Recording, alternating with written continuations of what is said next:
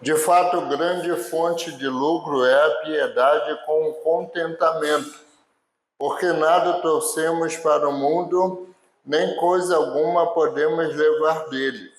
Tendo sustento e com que nos vestir, estejamos contentes. Mas os que querem ficar ricos caem em tentação, em armadilhas e em muitos desejos insensatos e nocivos, que levam as pessoas a se afundar na ruína e na perdição. Porque o amor ao dinheiro é a raiz de todos os males, e alguns nessa cobiça se desviaram da fé e a atormentaram a si mesmos com muitas dores. 17 a 19.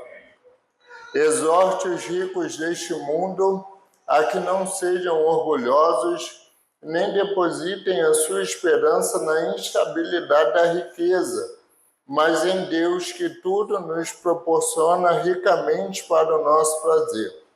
Que eles façam o bem, sejam ricos em boas obras, generosos em dar e prontos a repartir, ajuntando para si mesmos um tesouro que é sólido, fundamento para o futuro, a fim de tomarem posse da verdadeira vida. Amém. Eu vou dividir esse sermão em 4 partes. Na primeira parte eu pretendo falar sobre dar um incentivo a você a ler a Bíblia. Vou explicar já. Na segunda parte, um incentivo basicamente a quem pensa, ou talvez um dia provavelmente pensará, no ministério pastoral. Em terceiro lugar, eu vou apresentar o contexto de 1 Timóteo, porque o contexto faz com que a gente entenda o texto. Como assim? O apóstolo Paulo do nada está falando de dinheiro. E em último lugar, aí sim, a gente entra no texto. Por incrível que pareça, pretendo ser sucinto, tá bom?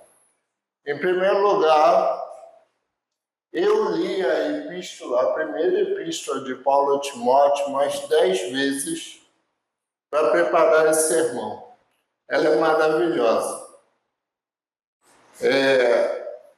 E aqui vem uma crítica para você, talvez sim, talvez não. Muitas vezes nós, cristãos, olhamos para algumas literaturas, seja cristã, eu vou citar um nome aqui, tá? C.S. Lewis, por exemplo, ou outras literaturas não cristãs de grandes autores, como Dostoiévski, por exemplo, a gente lê e fica maravilhado. E sai por aí divulgando.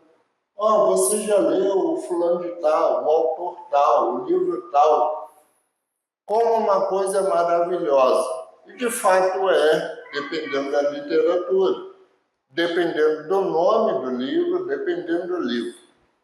Só que com a Bíblia a gente não faz isso. Para nós, a Bíblia é um simples livro religioso. E, de fato, a Bíblia é um livro religioso. É a palavra de Deus. É o que Deus revelou a nós para uma vida correta, mas principalmente para a nossa redenção. No entanto, existe literatura na Bíblia, e boa literatura. Eu estava lá lendo 1 Timóteo pensando assim, pega Paulo, pega, mata, cala com ele. E gostando pra caramba. Então eu incentivo para você ler a Bíblia com literatura. Não é em si uma propaganda, mas a Sociedade Bíblica do Brasil, por exemplo, tem uma Bíblia na nova tradução linguagem de hoje, versão literária. O que isso significa? Nessa Bíblia só tem capítulos, não tem versículos. O que a gente chama de parágrafo ou perícope são realmente os parágrafos sem os versículos. Muitas vezes a gente se prende aos versículos, como, essa é a porção que Deus tem para mim hoje. E nessa prisão, a gente não para entender o que o texto sagrado realmente diz no todo, no contexto. A gente pega uma frase e não consegue entender essa frase porque a gente não leu todo. Seja por preguiça, seja por falso ensinamento, seja por péssimas pregações, seja por péssimos pastores, eu não sei o que é, mas a gente tem essa mania. Então eu incentivo você, acredito que a maioria aqui não estará à noite.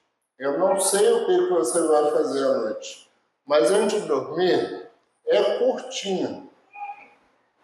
Pega 1 Timóteo e lê numa toada só. É muito bom. Segundo lugar, quanto ao ministério pastoral, Paulo aqui ensina-nos uma cultura do Evangelho. E seria muito bom que você prestasse atenção nisso, porque isso tem tudo a ver com o texto que a gente leu. Paulo é extremamente evangélico, na raiz. Eu tenho 37 anos e prego desde os 16. Faz a conta aí. Eu não sou bom de matemática. Nesse ponto aqui, quem deveria estar aqui é o Israel. O ponto é o seguinte. Até uns 10, 15 anos atrás, eu era muito arrogante. Eu me achava muito bom pregador. Alguma coisa mudou em mim e o nome dessa coisa é Evangelho. Mas eu gosto muito de pregação, tanto de pregar quanto de ouvir. E hoje, graças a Deus, eu gosto mais de ouvir sermões do que eu mesmo pregar. O ponto aqui é o seguinte: eu ouço muitos sermões que não estão debaixo de um contexto evangélico. Às vezes o evangelho está ali, cuspido na cara da pessoa, do pregador, e o pregador ou a igreja, de um modo geral, não consegue ver o evangelho. Quando você lê toda a epístola de 1 Timóteo, é evangelho do começo ao fim. Porque o evangelho é muito mais do que uma mensagem. Ou melhor, não é apenas uma mensagem, é uma cultura. Como assim uma cultura? No Salmo 96, versículo 2, fala que você deve proclamar, virou até música. Nossa, você deve proclamar a salvação dia após dia. A palavra salvação lá é o equivalente para evangelho aqui. Você deve falar isso todos os dias. Mas você só vai fazer isso, só vai proclamar todos os dias, se isso já faz parte de você. É uma coisa que entra na cabeça e desce para o coração. Se não descer para o coração, você não faz parte dessa cultura. Você vai ler a Bíblia como um livro religioso, um livro teológico, um livro que vai te guiar, mas não vai ler como um livro redentivo de fato.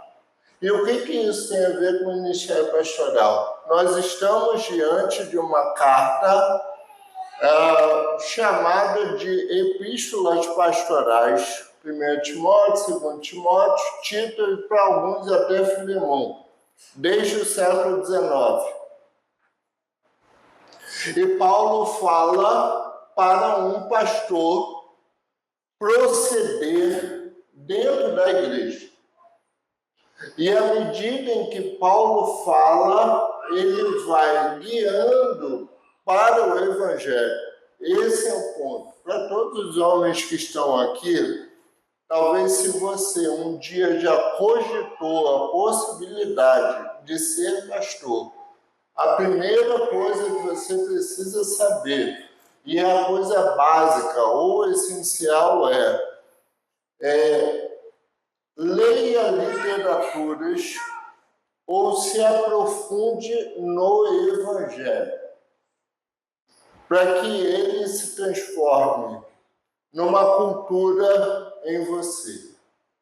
Para que você consiga ouvir sermões como esse, apontando para o Evangelho, mesmo que o pregador não aponte. Isso daqui não é uma crítica, porque muitos pregadores não estão debaixo da cultura do Evangelho. Eu vou dar um exemplo. Ou antes está falando e nada. 1 Timóteo 3, versículo 16, Paulo ele vai soltando isso ao longo de toda a carta. Eu só vou dar um exemplo. Sem dúvida, grande é o mistério da piedade. Recentemente foi pregado aqui em Efésios, lembra? Sobre marido e mulher, pais e filhos, escravos e senhores. E saiu essa palavrinha aqui, mistério. Por quê? Porque nós estamos falando da mesma cidade, Éfeso, que tinha muito essa religião, a religião de mistério. Sem dúvida grande é o mistério da piedade. Aquele que foi manifestado na carne foi justificado em espírito, visto pelos anjos, pregado entre os gentios, crido no mundo, recebido na glória. Isso é um resumo do Evangelho. E Paulo solta isso ao longo de toda a epístola. Terceiro momento do nosso sermão, viu? Falei que seria rápido. Confie em mim. 1 Timóteo 1, versículos 4 a 7. Uma coisa que você precisa saber é que nas cartas antigas, principalmente do primeiro século, os temas das cartas vinham no início delas. Então, se você pegar todas as cartas do Novo Testamento, você vai ver lá o início, a temática da carta no início dela. Eu vou dar um exemplo. Romanos. Muita gente dá vários temas sobre Romanos. Um deles não está tão errado assim, é a justificação pela fé. Só que a temática da carta de Romanos é um chamado redentivo do povo de Deus. Como é que a gente vê isso? Romanos 1, do 1 ao 7. Aparece o verbo chamar 3 vezes. Romanos 1, quando Paulo fala sobre o seu chamado apostólico, e aí ele associa isso ao Evangelho, do 2 ao 4. Romanos 1,6, quando ele fala sobre o chamado da igreja, e Romanos 1,7, quando ele fala sobre o chamado que a igreja tem para a santificação. Aqui não é diferente. Nós temos a temática principal da carta. Está nesses versos aqui, do 4 ao 7. Eu vou ler o 4 e o 6 apenas. Nem se ocupem com fábulas e genealogias sem fim. Essas coisas mais promovem discussões do que o serviço de Deus na fé. Versículo 6. Algumas pessoas se desviaram destas coisas e se perderam em discussões inúteis. O que isso significa? Nós temos 3 pontos aqui que Paulo traça. Paulo saiu de Éfeso e deixou Timóteo lá. Timóteo, você como pastor vai ficar aqui em Éfeso e nós precisamos de uma nova liderança. E essa é uma discussão bem interessante. Nós estamos falando da mesma igreja de Éfeso, ou nós estamos falando de várias igrejas em Éfeso? Muitas vezes a gente enxerga igrejas do Novo Testamento como as igrejas de hoje em dia, tipo uma mega igreja ou até mesmo uma igreja de médio porte. Você conhece a igreja tal ou a igreja de tal lugar? E é sempre a mesma igreja. Só que provavelmente nós podemos estar falando de outra igreja aqui. Por exemplo, para nós, uma igreja de médio porte tem 120 pessoas. 120 pessoas. Naquele contexto já é uma mega igreja. As igrejas não se reuniam num local como esse. Elas se reuniam em casas. Nem todas as pessoas tinham casas enormes para caber tudo isso. Cabia no máximo 15 pessoas, 20 pessoas. As igrejas provavelmente eram o que hoje a gente chama de pequeno grupo. Essa é uma discussão interessante. Por quê? Porque ao longo do Novo Testamento nós podemos ver ou 4 igrejas em Éfeso diferentes, ou 4 momentos diferentes. A primeira igreja está lá em Efésios, está lá em Atos 20, a partir do versículo 28. A segunda igreja está na carta aos Efésios. A terceira igreja nós podemos ver aqui, e a quarta igreja está lá em Apocalipse 2. Ou 4 momentos da mesma igreja.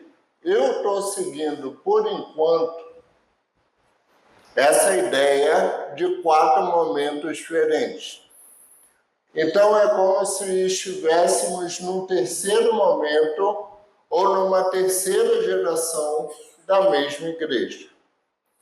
Por que isso é importante para que você entenda um texto sobre dinheiro? Porque é sobre isso que Paulo está falando desde o início. A pergunta que a gente precisa fazer agora é: o que Paulo quis dizer sobre fábulas, genealogias sem fim e discussões inúteis? As fábulas, vinda do grego, é traduzido como mito. É um nome que você conhece. Corrente que filósofos importantes ou mais sérios, eu vou colocar dessa forma, como Platão, não se importavam tanto assim com os mitos. Este é um ponto. Um outro ponto que nós devemos considerar, e provavelmente é isso, nós estamos tratando de comentários da Bíblia, ou do que hoje a gente chama de Antigo Testamento. Paulo está falando para Timóteo sobre pessoas dentro da igreja que se arrogam como líderes e começam a discutir comentários da Bíblia que não tem pé nem cabeça. E eles estão indo atrás de uma fonte de autoridade como isso. Digamos que um grande autor, um grande comentarista do Antigo Testamento, do Novo Testamento, você leia esse autor e chega aqui na igreja e fala assim: gente, eu li o fulano de tal e isso mudou a minha vida. Eu preciso passar isso para vocês. E aí todo mundo percebe que aquilo não tem nem início, nem meio, nem fim. E aí a gente fica naquela da educação. Como é que eu digo para a pessoa que ela está errada? Segundo lugar, essas pessoas eram fissuradas em genealogias. Aliás, o mundo antigo gostava muito de genealogia. É só a gente ver no Antigo Testamento e no Novo Testamento. O que hoje para nós não faz muito sentido. Anderson, eu já ouvi muitas vezes essa pergunta. Como é que eu entendo as genealogias ou por que aquilo está ali? Para nós isso não tem muita importância, mas para eles isso tinha. Qual é o problema aqui das genealogias? Por um lado, nenhum. Por outro lado, é como se esses líderes ou homens que estavam se arrogando liderar a igreja em Éfeso, eles pegassem as genealogias para corroborar a sua liderança. Porque o fulano de tal, com fulano de tal, era importante aqui, importante ali, e eu sou parente dele. Entendeu? E para finalizar, Paulo, no versículo 6, fala sobre discussões inúteis. O que significa isso? É o oposto da verdade. É como se Paulo estivesse falando de uma sofisma aqui. De pessoas que estão preocupadas em ganhar o argumento. De pessoas que estão preocupadas em vender um produto para você, mas não estão preocupadas com a verdade. O nome disso eu estou chamando isso de fonte de autoridade. Eles querem se arrogar autoridade sobre você com base num discurso bonitinho. O que dentro de uma epístola pastoral faz-nos entender o seguinte: é uma disputa entre os verdadeiros líderes / verdadeiros pastores,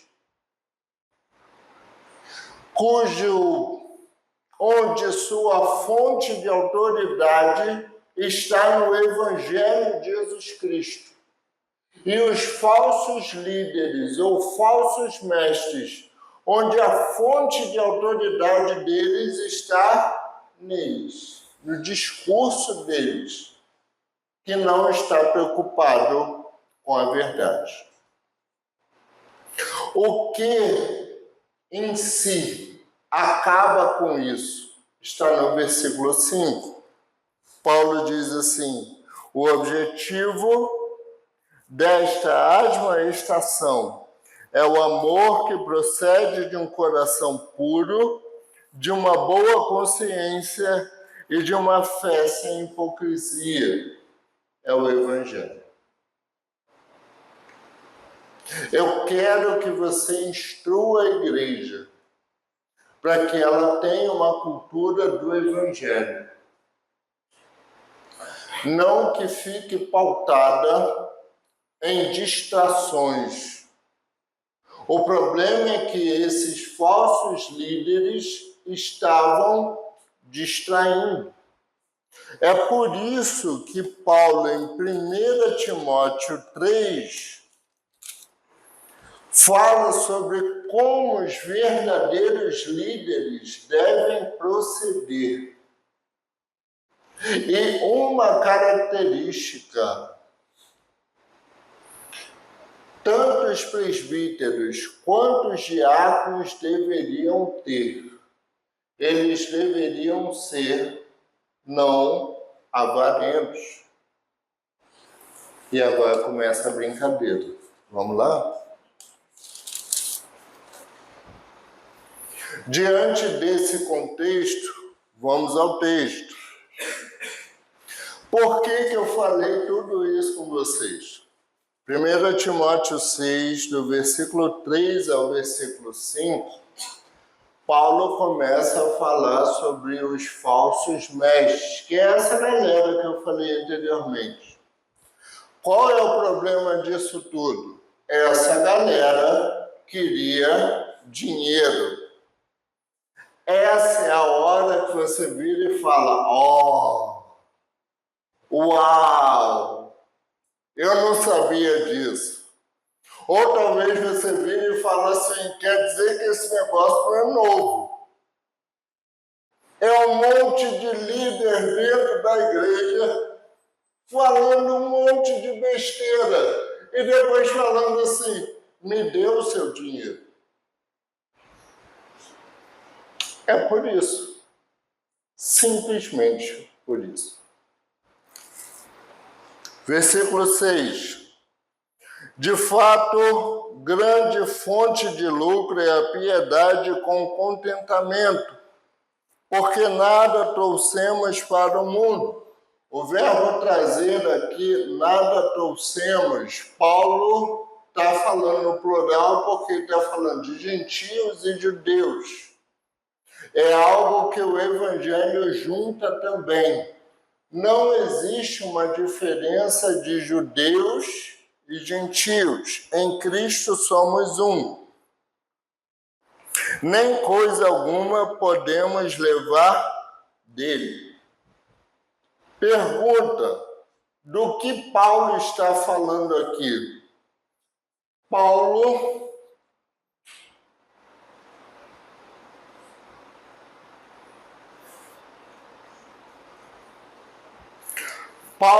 está seguindo um conceito epicurista.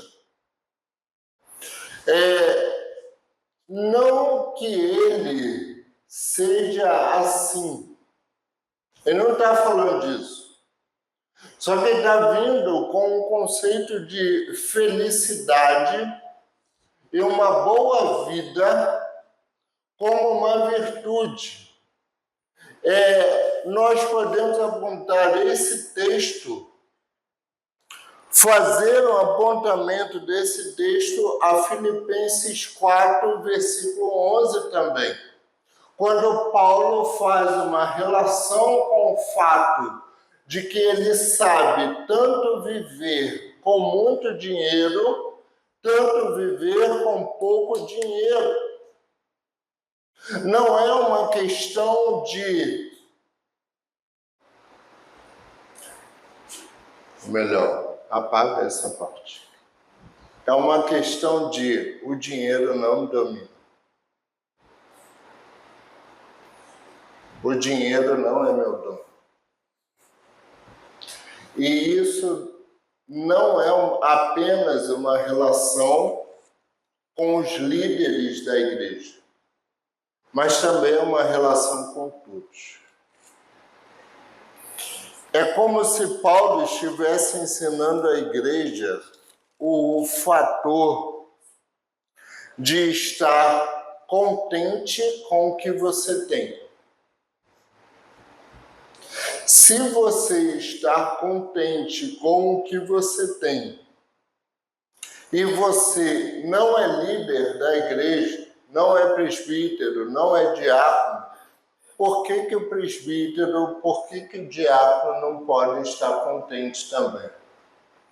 Paulo está fazendo uma espécie de armadilha para esses falsos líderes. Irmão, você já tem dinheiro, você quer mais por quê? Eu não sou a casa da moeda. Não tem como eu te dar mais. Entende? Versículo 7.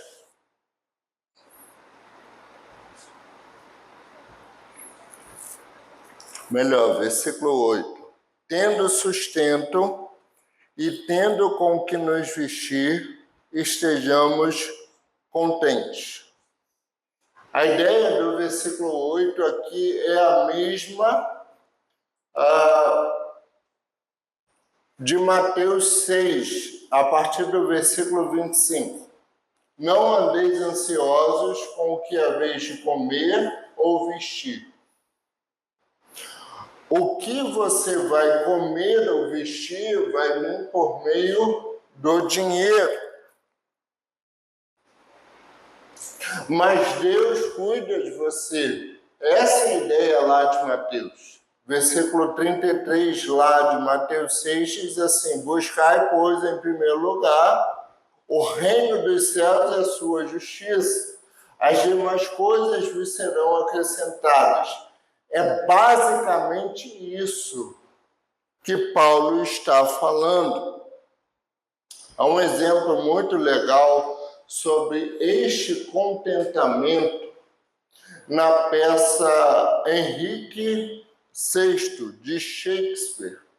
Um rei se perdeu na floresta e tinha 2 guardas florestais.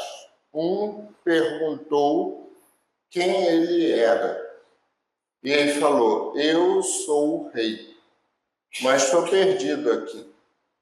E o outro perguntou: cadê a sua coroa? E ele falou: minha coroa está no coração. E as suas joias são o contentamento. Coisas que poucos reis podem ter. Eu não sei bem se os guardas caíram nessa conversinha, mas eu espero que você tenha entendido a anedota. Você não precisa ter coisas, ou você não precisa demonstrar que tem essas coisas para ser uma pessoa contente. Paulo está ensinando à igreja que a fonte de lucro verdadeira, ou a fonte do verdadeiro contentamento do cristão, está no fato, simplesmente no fato de estar em Cristo. É Ele quem nos sustenta, é Ele quem nos guia. Versículo 9. Mas os que querem ficar ricos caem em tentação. E aí ele faz algo oposto aqui. Ele está falando de pessoas que correm atrás disso. Ele está falando de pessoas que têm isso, a riqueza em si, como objetivo de vida. Então essas pessoas caem na tentação. Qual a tentação? A tentação de ganhar o dinheiro de forma desonesta. A tentação de ganhar seu dinheiro de um jeito não muito adequado.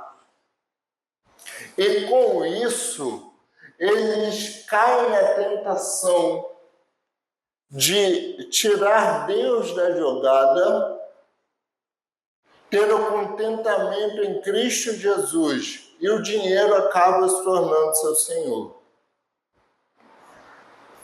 Cai em tentação, em armadilhas e em muitos desejos insensatos e nocivos, que levam as pessoas a se afundar na ruína e na perdição.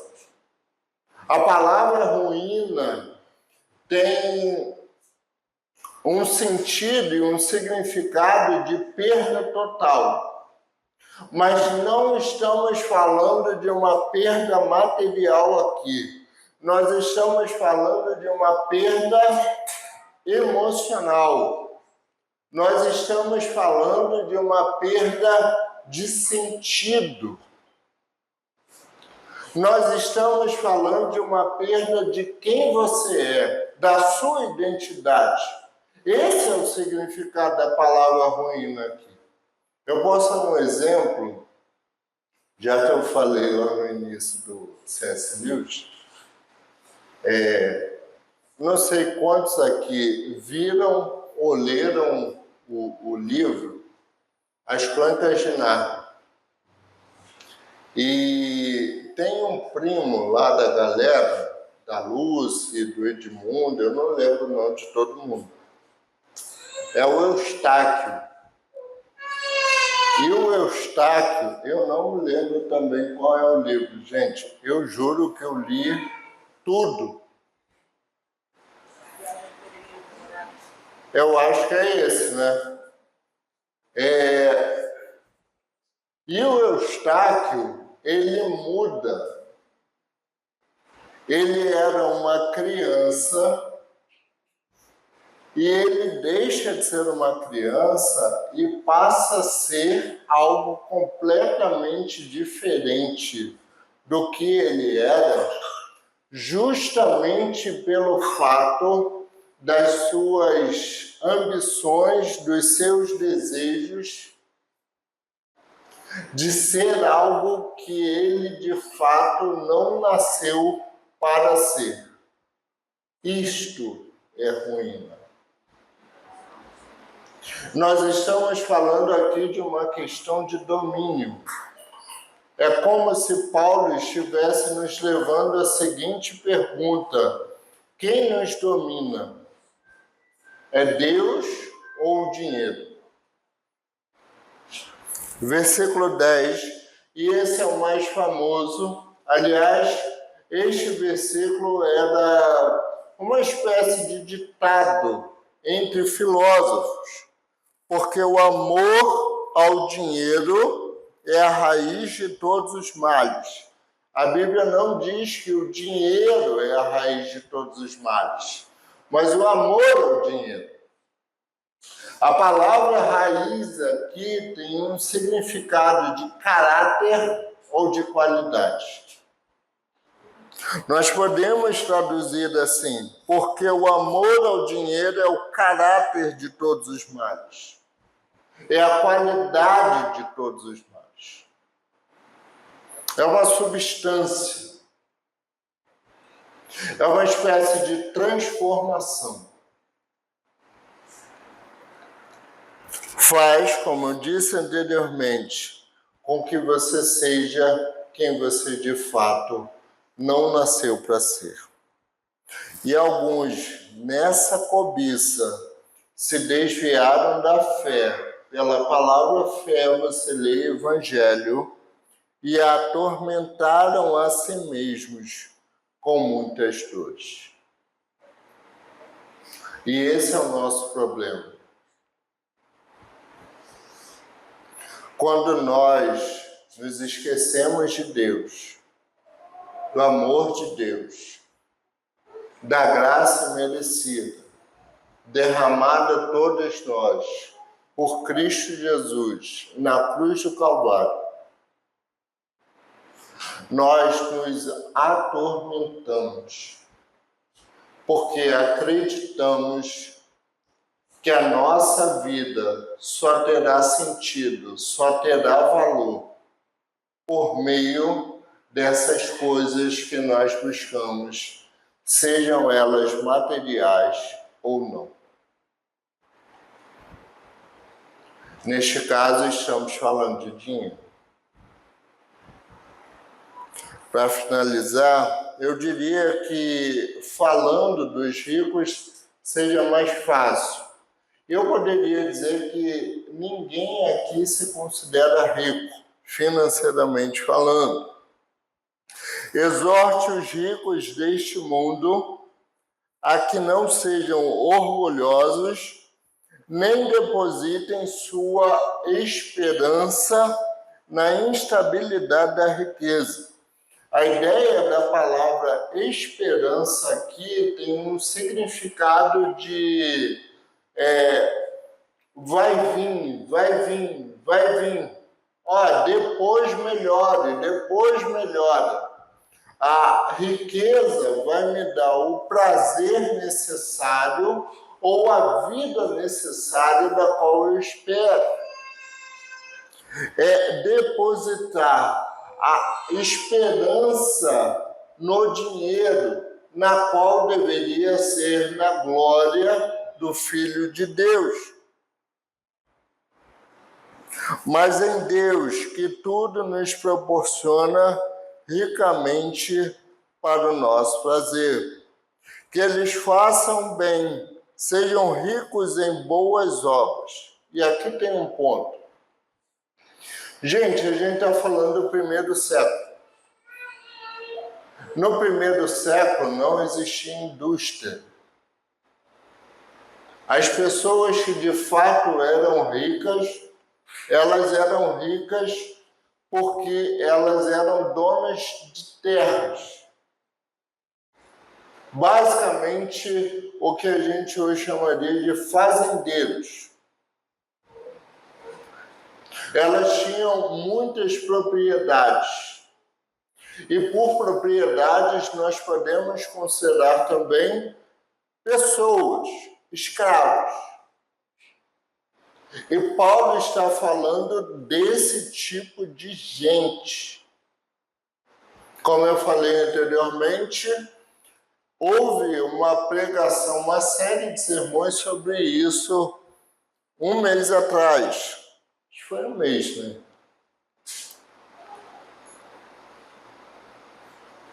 Que eles façam bem, sejam ricos em boas obras, generosos em dar e prontos a repartir.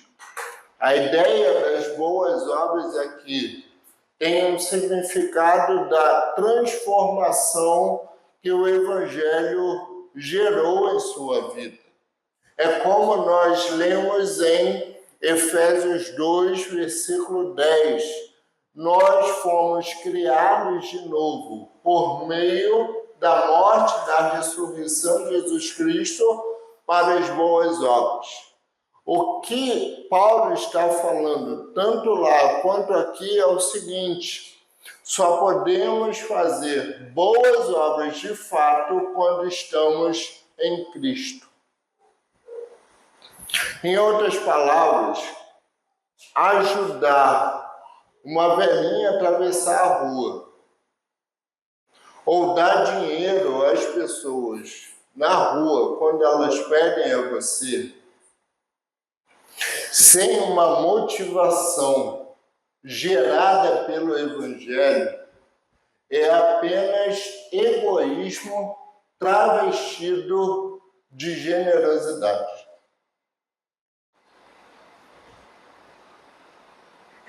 E olha que eu não estou falando aqui que você não deve dar dinheiro na rua, mas que esse dar precisa vir imbuído de uma clara e manifesta transformação do seu coração. Qual é a sua motivação em dar? É como se a Bíblia, Paulo está ensinando para Timóteo o seguinte: Timóteo, foca no coração, foca na motivação, foca no sujeito e não no objeto. O objeto é a ação, o sujeito é a motivação. Minha pergunta para você é, com relação às suas finanças, quais são suas motivações?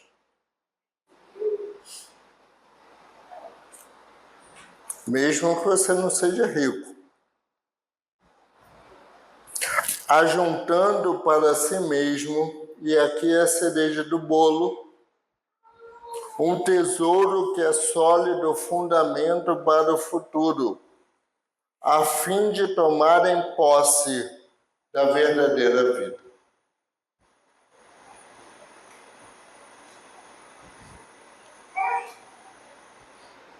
Paulo não está falando aqui que uma vida de generosidade em relação aos ricos é como uma espécie de cashback ou uma espécie de investimento no céu.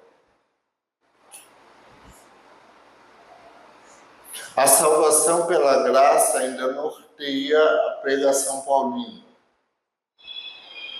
O ponto aqui é o seguinte: se o teu coração foi transformado pelo Evangelho de Jesus Cristo, nós estamos falando da segunda pessoa da Trindade, que sendo rico, perdeu tudo e se transformou em pobre. Se doou completamente por todos nós.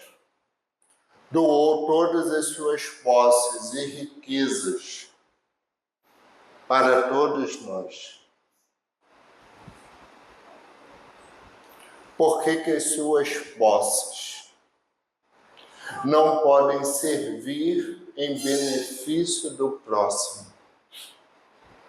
Olhando, obviamente, para um futuro glorioso, nos novos céus e na nova terra, onde Cristo será tudo em todos.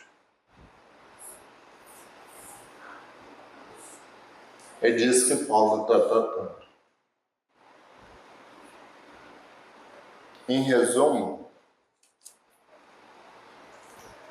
eu posso falar para vocês a mesma coisa que Paulo disse antes. Tomem cuidado com alguns pregadores, pastores, vagabundos por aí, que vão tentar te manipular a qualquer custo, em troca do seu dinheiro. Mas tenha uma vida contente, uma vida feliz, mergulhando todos os dias na graça do nosso Senhor Jesus Cristo. E mesmo que você corra atrás de uma vida melhor, de cifras maiores, de investimentos grandiosos, não deposite a sua esperança nisso, porque tudo isso será corrompido. Você não levará nada disso para a cova. Mas pense no melhor investimento, no investimento futuro, que não será corroído pelo tempo, que é a esperança de estar cada vez mais próximo do Pai, do Filho, do Espírito Santo e de sua amada Igreja. Amém.